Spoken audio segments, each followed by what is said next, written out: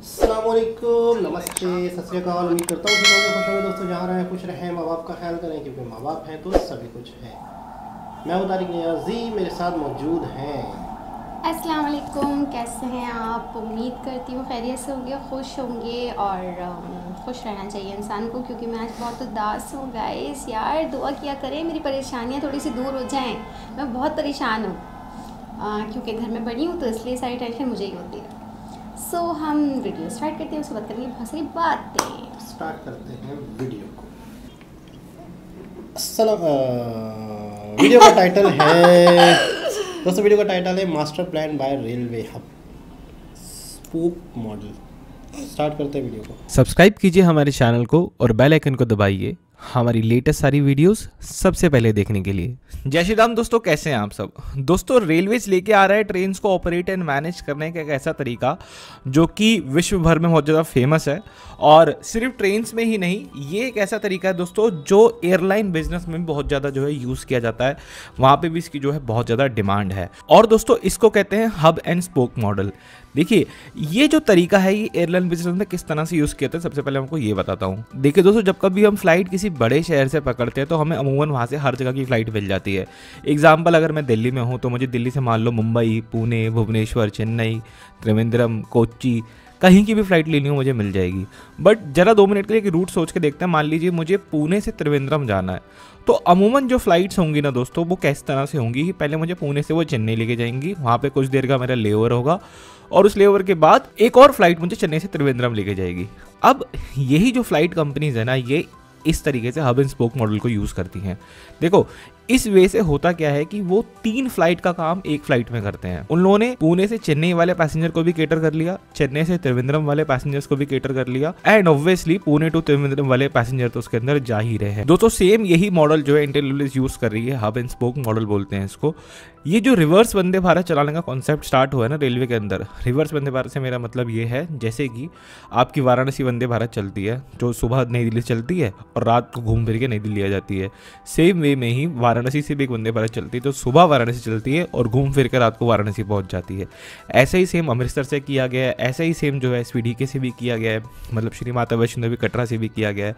तो दोस्तों ये जो सारी वंदे भारत चल रही है ना रिवर्स में, ये एक तरीके से ना हब एंड स्पोक मॉडल में वर्क करना शुरू कर देती है। अब दोस्तों उदाहरण समझिए कि आप अंबाला में रहते हैं, ठीक है, और आपको सडनली कानपुर जाना है, तो आपको एकदम से टिकट नहीं मिल रहे, तो इन दैट केस आप वंदे भारत पकड़ेंगे जो कि SVDK से सुबह खुल रही होगी, उसको पकड़ के आप दिल्ली आएंगे। फिर दिल्ली से आप दूसरी वंदे भारत पकड़ेंगे जो कि हो वाराणसी रिवर्स वंदे भारत, वो पकड़ के आप कानपुर चले जाएंगे या इस पूरे रास्ते के अंदर कोई भी और स्टेशन पे चले जाएंगे। तो इन वंदे भारत की टाइमिंग को भी इस तरह से सेट किया गया है कि एक वंदे भारत लेके जब आप दिल्ली पहुंचेंगे तो लगभग उसके 1 घंटे बाद ही दूसरी वंदे भारत छूट रही होगी, जिससे आपके पास सफिशिएंट टाइम होगा।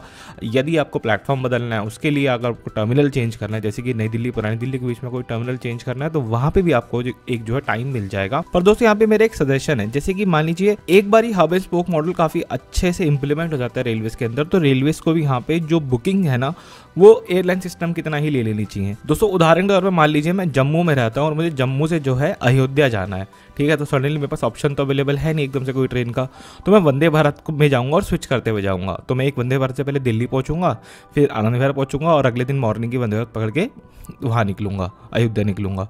तो रेलवेज को ऐसा मेरे हिसाब से करना चाहिए कि वो एक बार में जम्मू से अयोध्या की टिकट बुक कर दे लोगों की, और उसके अंदर 2 टिकट का ऑप्शन देते कि भाई ये ट्रेन नंबर में आपका ये कोच है, ये सीट नंबर है, इस वाली ट्रेन में आपका ये कोच है, ये सीट नंबर है। तो मेरे हिसाब से लोगों को काफ़ी सुविधा होगी और रेलवेज़ के लिए भी अच्छा रहेगा कि भाई वो पर्सन एक बार में उन टिकट को जो है बुक कर रहा है। और फिर जब भी हब एंड स्पोक मॉडल काफ़ी अच्छे से वर्क अपॉन होना शुरू हो जाएगा, तो जो लोग 2 टिकटें एक साथ बुक कराएंगे उनको कॉम्प्लीमेंट्री एक्सेस दे दो, जैसे कि IRCTC के लॉन्च वगैरह का, कि भाई आप यहाँ पे जो है इतने टाइम के लिए वेट कर सकते हैं। जो भी आपका लेओवर का टाइम है, मान लीजिए वो 2 घंटे से अगर ऊपर है लेओवर टाइम, तो वहाँ पे जो IRCTC के लॉन्च बने हुए हैं उनको एक्सेस प्रोवाइड करा दो। आप लोग बताइए आप लोगों को ये कैसा लगता है आइडिया। एंड दोस्तों रेलवेज में जब भी आगे जाके और फैलेगा और अच्छे से इम्प्लीमेंट होगा तो कितना यात्रियों को सुविधा दे पाएगा। इस छोटी सी वीडियो में दोस्तों इतना ही रखते हैं। जी जनाब। अच्छा, ये होता है अपने दिमाग का इस्तेमाल करना, बिल्कुल, लोगों को आसानियाँ देना और सही अच्छा पॉजिटिव इस्तेमाल करना। पॉजिटिव बहुत कम लोग करते हैं। तो मैंने अक्सर देखा है कि यार मतलब इनकी वजह से मैं सच बताऊं, मैं अक्सर खुल के बात करता हूँ कि यार इनकी वजह से मुझे ऐसा लगता है कि मेरी सोचने की भी एक एंगल जो है वो चेंज हुआ है कि यानी कि क्या हो सकता है मज़ीद। मैंने अक्सर देखा है कि लोग ज़्यादातर जिसको हम अपनी ज़बान में कहते हैं लकीर के फ़कीर, हम लोग यानी मिसाल के तौर पर एक शख्स ऐसा कर रहा है तो मैं भी ऐसे करूँगा, वो भी ऐसे करेगा, मेरी आने वाली नस्लें भी ऐसा करेगी। हम हट के नहीं सोचते, इसको कहते हैं आउट ऑफ बॉक्स सोचना। अच्छा ये जो है क्या नाम था इसका, स्पोक एंड मॉडल का इस्तेमाल, हब एंड स्पोक का जो मॉडल है ये प्लेन तो यूज़ करते हैं। मिसाल के तौर पर मुझे अमेरिका जाना है दिल्ली से, फ़र्ज़ करते हैं, हो सकता है जाती भी हो फ्लाइट डायरेक्ट, लेकिन मुझे अमेरिका का वीज़ा मिल जाएगा तो लेकिन मुझे वो दुबई पहुंचाएंगे, दुबई से फिर लंदन पहुंचाएंगे, लंदन से वो अमेरिका, पर किसी भी रास्ते से पहुंचाएंगे, मतलब अलग अलग स्टॉप पे वो मुझे उतरना पड़ेगा। लेकिन वो सारा सेटिंग पहले से तय हो गई उस एयरलाइन वालों ने, दूसरी एयरलाइन की इसमें टिकट मेरी बुक करवा दी उन्होंने। तो अब ये रेलवे में भी होगा। जबरदस्त सिस्टम निकाला है यार, बहुत ज़बरदस्त सिस्टम निकाला है कि बंदा कितना टाइम बचेगा। वो बंदा पहले उतरेगा, फिर वो लाइन लगाएगा, फिर वो टिकट लेगा, फिर वो अपनी बर्थ जो है वो अपनी वो ढूंढेगा कहाँ है, फिर वो बैठेगा, फिर कितना टाइम उसका बच रहा है। एक ही दफ़ा टिकट लेगा और सिर्फ उसको उतरना है, दूसरी वाली में चढ़ना और सिंपली बैठ जाना। और हो सकता है कि अगली ट्रेन में टिकट ही ना हो, ठीक है ना, बहुत सारी बातें होती हैं कि अगली ट्रेन की टिकट ही ना हो। इतना ज़्यादा एक बंदे का टाइम वेस्ट होने से बच गया, इतना ज़्यादा उसका टाइम बच गया है कि 3 जगह वो उतरता, 3 जगह से वो टिकट लेता, लाइन लगाता और मतलब उसके साथ 10 मसले मसाइल होते, वो सब कुछ उसने एक ही उसमें सेव कर दिया कि एक ही जगह से आप टिकट ले लो और सिर्फ उतरो और दूसरी वाली में बैठो और आराम से पहुँच जाओ। कहते हैं ना कि क्या कहते हैं अपना कि आप लोगों के लिए जितना सहूलतें पैदा करेंगे उतना ही ज़्यादा लोग आप पे ट्रस्ट करेंगे, आप पे भरोसा करेंगे। हम मिसाल के तौर पे कोई चीज़ बेचते हैं, हम मिसाल के तौर पे बेचते हैं बिरयानी, हम बेचते हैं बर्गर, तो हम ज़्यादा से ज़्यादा लोगों को आसानी दें, ज़्यादा से ज़्यादा लोगों को अच्छे से अच्छे बैठने की जगह दें, उनका काउंटर का सिस्टम अच्छा रखें। बहुत सारी चीज़ें जो हैं बिज़नेस में या किसी भी चीज़ में, अगर आप किसी को सहूलत देते हैं, किसी को आसानी देते हैं तो आपका बिज़नेस ग्रो करता है। अगर आपके बिज़नेस में ही या आपके कारोबार में ही या आपके गवर्नमेंट चलाने में ही लोगों को तकलीफ़ आ रही है आपकी गवर्नमेंट में, तो फिर आपकी वो गवर्नमेंट नहीं चलती।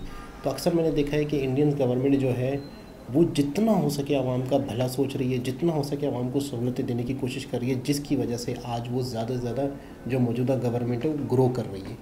तो आपको भी सिस्टम अच्छा लगा? हाँ यार वाकई में अच्छा है, तो अच्छा लग रहा है ना, जो चीज़ सामने नज़र आ रही है तो फिर हम उसको बुरा कैसे बोल सकते हैं। तो बहुत ज़्यादा अच्छा है, उनका कितना टाइम बच रहा है, सबसे ज़्यादा टाइम उनका बच रहा है, क्योंकि सबसे ज़्यादा हम लोग अगर सोचें तो हमारा टाइम ये गाड़ियों में, रस्तों में, इसमें ही निकल जाता है, प्रॉपर रोड पर ही निकल जाता है, क्योंकि ट्रैफिक, पोल्यूशन, ये सब चीज़ें पता नहीं क्या क्या फेस करके हम अपनी जगह पे पहुंचते हैं। और जब हम अपनी जगह पे पहुंचते हैं हमारा माइंड वो काम ही नहीं करता, क्योंकि हमारा माइंड ही बिल्कुल क्या अपसेट हो जाता है इतने रास्तों से। तो वो सब चीज़ें सेफ हो चुकी हैं, उससे इंसान के माइंड को भी बहुत ज़्यादा फ़र्क पड़ता है। बिल्कुल ऐसा ही है, क्योंकि हम 2 घंटे में जहाँ पे पहुँच रहे हैं वहाँ पे कितने मसले मसाइल बीच में उसने पैदा किए हैं कि टिकट ख़रीदना, उतरना, चढ़ना, लड़ना झगड़ना, कभी टिकट नहीं मिल रहा, कभी आगे का मिल गया, कभी पीछे का मिल गया, बहुत से मसले मसाइल रोज़ाना फेस करने पड़ते हैं। मुझे भी करने पड़ते हैं क्योंकि मैं मेट्रो में आती हूँ, बस में आती हूँ, मुझे भी करने पड़ते हैं। सो अब ये कि वो 2 घंटे में जहाँ पहुँच रहा था अगर 1 घंटे में पहुँच जाएगा तो उसका माइंड ये कि फ्रेश रहेगा, तो जो काम करने के लिए जा रहा है तो वो और उसको अच्छे से करेगा। जब अच्छे से करेगा तो उसको तरक्की होगी तो फिर वो ऐसा एक चीज़ सही कर ले आप ऑटोमेटिकली हाँ बिल्कुल चेन बन जाती है। तो बहुत ही ज़बरदस्त वीडियो थी। दोबारा किसी और के साथ आपसे मुलाकात होती है, जब तक के लिए अल्लाह।